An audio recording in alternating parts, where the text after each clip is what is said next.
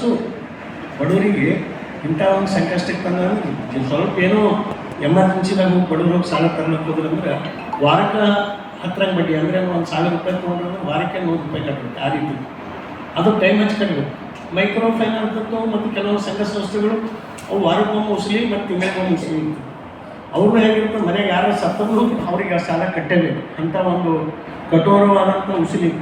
ಅವ್ರು 10 ಗಂಟೆಗೆ ಬರ್ತಾರೆ, 10 ಗಂಟೆಗೆ ನಾವು ರೆಡಿಗೆ ಇರ್ತಾರೆ. ಅವರು ಮನೆಗೆ ಯಾರೋ ಏನೋ ಆಗ್ಯಾದ ಅನ್ನೋಂತ ಆಗ್ಯಾದ ಅಂದ್ರೆ ಅವ್ರು ಬಾಜು ಮನೆಯವರಿಗೆ ಜಮಾನತ್ ಹಾಕಿರ್ತಾರೆ, ಅವ್ರ ಹತ್ರ ಉಸಲಿ ಮಾಡ್ತಾರೆ. ಹೀಗಾಗಿ ಭಾಳಷ್ಟು ಮಂದಿ ಇವತ್ತು ಅಲ್ಲಿ ಗುಲ್ಬರ್ಗ ನಗರದಲ್ಲಿ 5 ಬಡ್ಡಿ 10 ಬಡ್ಡಿ ವ್ಯವಹಾರ ಭಾಳ ಜೋರಾಗಿ ನಡೆದಿಲ್ಲ. ಅದಕ್ಕೆ ಯಾವುದೇ ಒಂದು ಕಡಿವಾಣ ಹಾಕ್ಲಿಕ್ಕಿಲ್ಲ. ಎಷ್ಟೋ ಮಂದಿ ಪೊಲೀಸ್ ಸ್ಟೇಷನ್ ಅದನ್ನು ಹೋಗ್ತಾರೆ ತಕರಾರಾಗಿ. ಇವತ್ತು ಇಲ್ಲಿ ಏನಂದ್ರೆ ಇವರು 4 ವರ್ಷದಿಂದ ಒಬ್ಬರ ಹತ್ತಿರ ಅವ್ರದ್ದು ಬಂಗಾರ ಅನ್ಬಿಟ್ಟು ಸಾಲ ತೊಗೊಂಡಾರೆ. ಯಾರು ಅಂಬರೀಷ್ ಅಮ್ಮನೇ ಹೆಂಗಿದ್ರೆ ಅವನಿಗೆ ಆರಾಮಿರಲಿಲ್ಲ, ಕಾಲು ಮುಗಿಬಿಟ್ಟು ಮ್ಯಾಗಿ ಬಿದ್ದು. ಆ ಟೈಮ್ದಾಗ ಅವ್ರ ಸೋದರಿ ತಾಯಿ ಎಲ್ಲರೂ ಸೇರಿ ಒಂದು ಸೌಕಾರ ಹತ್ತಿರ ಶ್ಯಾಮ್ ಸುಂದರ್ ಅಂತ ಹೇಳಿ ಅವರು ಫೈನಾನ್ಸ್ನು ಕೂಡ ನಡೆಸ್ತಾರೆ. ದೊಡ್ಡ ಫೈನಾನ್ಸ್ ಗುಲ್ಬರ್ಗದಲ್ಲಿ ಕೋಟ್ಯಾವಧಿ ಸುವರ್ಣ ಫೈನಾನ್ಸ್ ಅಂತ ಕೋಟ್ಯಾವಧಿ ಹಣ ಅವರು ಟ್ರಾನ್ಸಾಕ್ಷನ್ ಮಾಡ್ತಿರ್ತಾರೆ. ಗಾಡಿ ವೆಹಿಕಲ್ ಇವ್ರ ಮನೆ ಅವ್ರ ಮನೆ ಎಲ್ಲ ಬಾಜು ಅಕ್ಕಪಕ್ಕ ಇದ್ದಿದ್ದಕ್ಕೆ ಇವ್ರು 16 ವರ್ಷ ಅವ್ರು ಕೂಡ ವ್ಯವಹಾರ ಇಟ್ಕೊಂಡು ಯಾವಾಗ ಟೈಮ್ ಬಂದಾಗ 20-30 ಸಾವಿರ 40 ಸಾವಿರ 50 ಸಾವಿರ ತೊಗೊಂಡು ಕೂಡ ಹೀಗೆಲ್ಲ ವಿಶ್ವಾಸಿಕರೇ. ಹೀಗಾಗಿ ಕಾಲ್ ಮಾಡ್ದಾಗ ಹೋಗಿ ಕೇಳಿದ್ರೆ ನೀವು ಬಂಗಾರ ಇಟ್ಟು ಕೊಡ್ತೀನಿ ಅಂತ ಹೇಳೋಣ. ಅದಕ್ಕೆ ಇವ್ರು ಎಲ್ಲ ಅಕ್ಕ ತಂಗರು ಸೇರಿ ಒಟ್ಟು 19 ಬಂಗಾರ ಅಡವಿಟ್ಟು 2.5 ಲಕ್ಷ ರೂಪಾಯಿ ಸಾಲ ಆಗ್ತಾರೆ. 2.5 ಲಕ್ಷ ತೊಗೊಂಡು ಪ್ರತಿ ತಿಂಗಳು ಅದು 1 ಬಡ್ಡಿ ಮಾತಾಡಿ ಸಾಲ ಅದು ಬಡ್ಡಿ ಕಟ್ಬಿಟ್ಟು ಬಂದರೆ 2 ವರ್ಷ ಬಂದರೆ ನೀವು 2.5 ಲಕ್ಷ ನಮ್ಮದು ಬಂಗಾರ ವಾಪಸ್ ಕೊಡೋ ಅಂತ ಏನಾಗ್ತದೆ. ಇವತ್ತು ಕೊಡ್ತೀನಿ ನಾಳೆ ಕೊಡ್ತೀನಿ ಅಂತೇಳಿ ಅವ್ರು ಕೊಟ್ಟೇ ಇಲ್ಲ.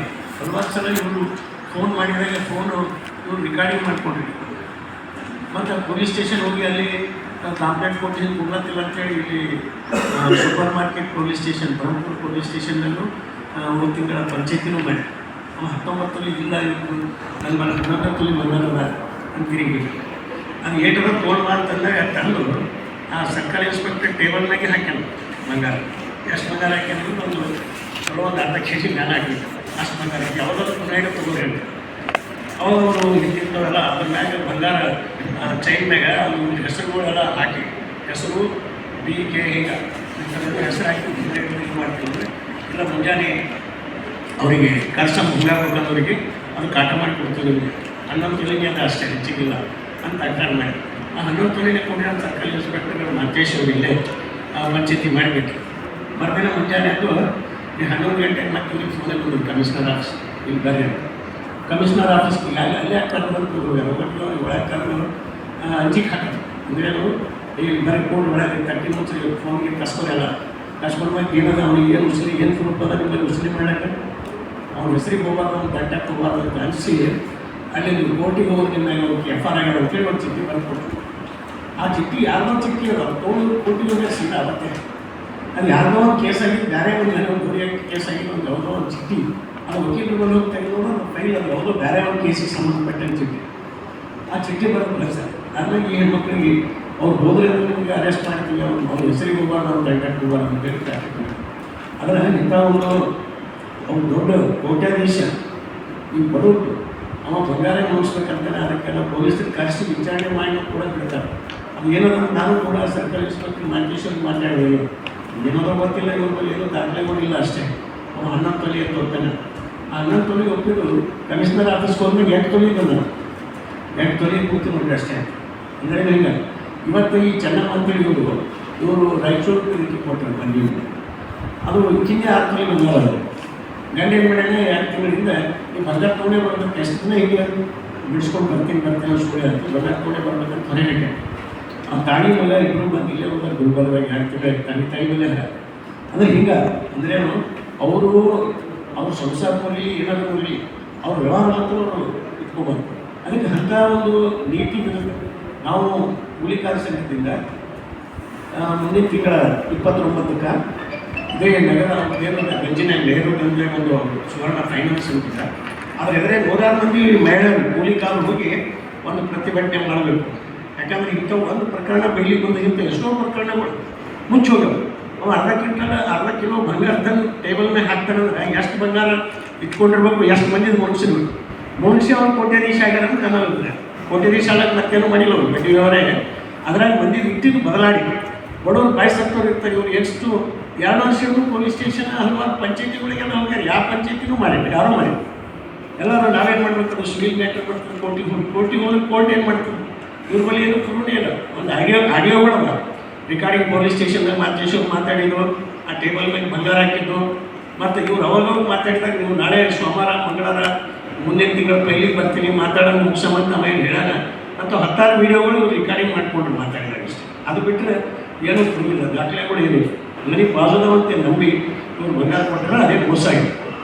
ಅದು ಮೋಸ ಎಂಥವ್ರು ಅಂದ್ರೆ ದೊಡ್ಡ ಕಲಬುರಗಿ ನಗರದಾಗೆ ಕೋಟ್ಯಾಂತರ ರೂಪಾಯಿ ಹಣ ವ್ಯವಹಾರ ಮಾಡೋದು ಅಂತ ಮನುಷ್ಯನ ಅದಕ್ಕಾಗಿ ಈ ಒಂದು ಪ್ರತಿಭಟನೆ ಮಾಡಬೇಕಂತ ಹೇಳ್ತೀವಿ. ಈ ಪ್ರತಿಭಟನೆಯಲ್ಲಿ ಜಿಲ್ಲೆಯ ಎಲ್ಲ ಪೊಲೀಸರೆಲ್ಲ ಭಾಗವಹಿಸಿ ಈ ಒಂದು ದೌರ್ಜನ್ಯ ದಬ್ಬಾಳಿಕೆ ಬಡ್ಡಿ ವ್ಯವಹಾರದ ದೌರ್ಜನ್ಯ ವಿರುದ್ಧ ದೊಡ್ಡ ಪ್ರಮಾಣದಲ್ಲಿ ಕಲಬುರಗಿ ನಗರದಲ್ಲಿ ಗಲ್ಲಿನಿಂದ ಮೆರವಣಿಗೆ ನಡೆಸಿ ಅವರು ಫೈನಾನ್ಸ್ ಎದುರುಗಡೆ ಧರಣಿ ಮಾಡ್ತಾರೆ ಅಂತೇಳಿ ಈ ಒಂದು ಮಾಧ್ಯಮದ ಮೂಲಕ ಹೇಳ್ತಾ ಇದ್ದಾರೆ. ಬೇಕಾಗಿತ್ತು ದುಡ್ಡು 5 ಲಕ್ಷ 6 ಲಕ್ಷ ತನಕ ಕೊಡ್ತೀನಿ ಅಂತ ಹೇಳಿ ತೊಗೊಂಡಾರೆ. ಅಂದ್ರೆ ಇನ್ನೂ ಎಕ್ಸ್ಟ್ರಾ ಬೇಕಾದ್ರೂ ಕೊಡ್ತೀನಿ ಅಂತ ಹೇಳಿ ಸುಮ್ಮನೆ ಅಷ್ಟರಮೇಲೆ ಕಡಿಮೆ ಅಂತಿಲ್ಲ. ತಮ್ಮ ಬ್ಯಾಂಕಿಗೆ ಇಡಕ್ಕೆ ಹೋಗಿದ್ರಿ, ನಾ ಇರ್ತಾರೆ ತಲೆ ಮಂದಿ ಮನೆ ಬ್ಯಾಂಕಿನಾಗ ಇಟ್ಕೊಂಡು ತೊಗೊಂಡು ಬಂದು ಮನೆಗೆ ಇಡ್ಬೇಕು ಹಚ್ಚಂడి. ಕೊಡಲಿಲ್ಲ, ಮನೆಗೆ ಇಡ್ಬೇಕು ಹಚ್ಚಲಿಲ್ಲ. ನಾ ಮನೆ ಎದುರು ಇದ್ದೀನಿ, ಬಂಗಾರ ಕೊಡ್ತೀನಿ. ಆಮೇಲೆ ಏನಿಲ್ಲ, ನಾ ಸತ್ತರೂ ನನ್ನ ಮಗನಿಗೆ ಹೇಳಿರ್ತೀನಿ ಅಂತ ಹೇಳಿ ಮಾತಾಡಿ ಒಂದು ಖಾಲಿ ಇದನ್ನ ಬಂದು ತೊಗೊಂಡು ಹೋಗ್ಯಾನ್ರಿ. ಕಿರಿ ಆಗ್ಯದಂದ್ರೆ ಕಿರಿ ಬಿಟ್ಟಾರೆ.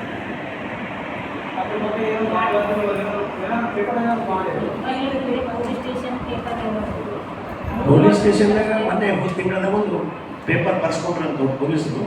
ಈಗ ಇಡುವಾಗ ಏನು ಬರ್ಸ್ಕೊಂಡಿಲ್ಲ ಸರ್. ನಂಬಿಕೆ ವಿಶ್ವಾಸ ಸರ್.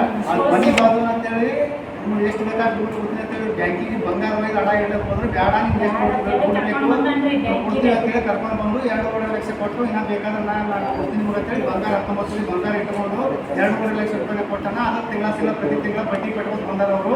ಈಗ ನಮ್ಮ ಬಂಗಾರ ರೊಕ್ಕ ಬಂಗಾರ ಕೊಡ್ರಿ ಅಂತೇಳಿ ರೊಕ್ಕ ತಗೊಂಡು ಹೋದ್ರೆ ಬಂಗಾರ ಕೊಡೋಕ್ಕೆ ತಯಾರಿಲ್ಲ, ಸತಾಸಕತ್ತಾನ ಅವ್ನು ಸುವರ್ಣ ಫೈನಾನ್ಸ್ ಅವರು.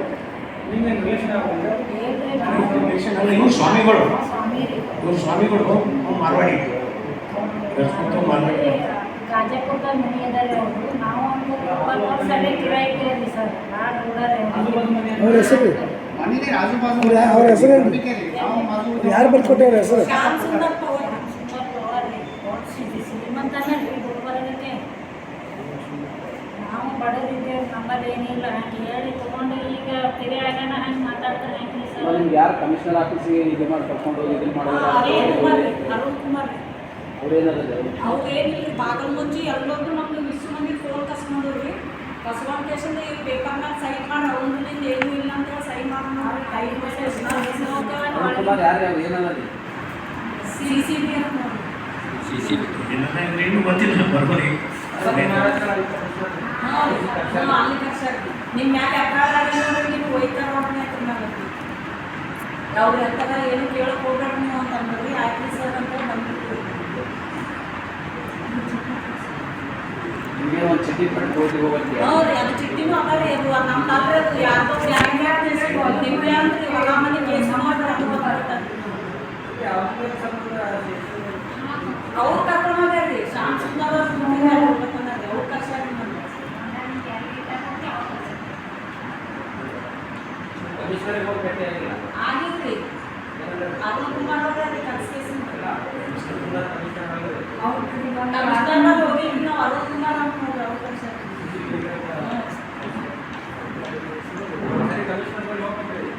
ಎಲ್ಲಿ ಅಂತ ಹೋಗ್ಬೇಕು, ಇಲ್ಲಿ 3 ತಿಂಗಳಾಯ್ತು ಇಲ್ಲಿ ಓಡಾಡಿದ್ವಿ. ಅಲ್ರಿ, ಈಗ ನೀವು ಪೊಲೀಸ್ ಆಫೀಸರ್ ವಿರುದ್ಧ ನೀವು ಕಂಪ್ಲೇಂಟ್ ಕೊಡ್ಬೇಕಂದ್ರೆ ಕಮಿಷನರ್ ಬಳಿ ಹೋಗ್ಬೇಕ್ರಿ. ಇಲ್ಲಿ ಬರೋಕ್ಕಿತ್ತು ನೀವು ಕಮಿಷನರ್ಗೆ ಕೊಡ್ರಿ. ಇದನ್ನ ಹೇಳ್ರಿ, ಇದು ಬೇರೆ ಕೊಟ್ಟು ಆಗ್ತದಲ್ಲಿ ನೀವು ಇಷ್ಟೆಲ್ಲ ಇದನ್ನ ಯಾಕೆ ಮಾಡ್ತೀರಿ?